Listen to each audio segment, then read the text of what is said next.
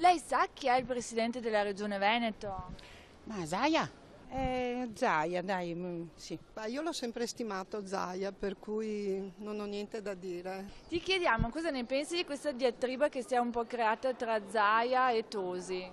È che sia una lotta interna del partito e che nulla abbia a che vedere con fini politici, secondo me è un braccio di ferro che non porta a nulla, pur essendo io di un altro partito, seguo molto la politica veneta, essendo io di Verona, conosco bene Tosi e secondo me c'è un conflitto su punti ideologici, cioè Tosi è una persona che punta molto ad allargare il suo bacino elettorale, mentre Salvini è uno che restringe sempre più quello che è il suo bacino di utenti.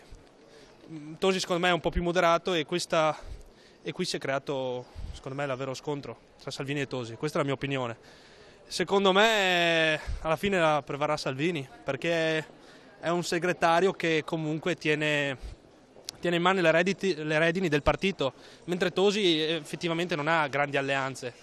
Ha ragione Zaia perché è un personaggio e in più Tosi lo vedo un po' venduto ultimamente, a dire la verità. Cavallo che vince non si cambia, per me Zaia è migliore. Lo sa che non mi interessa tanto, però le dirò una cosa, a me Tosi è simpatico. Non seguo molto il mondo reale ultimamente. Non credo che Zaia sia stato un buon presidente di regione.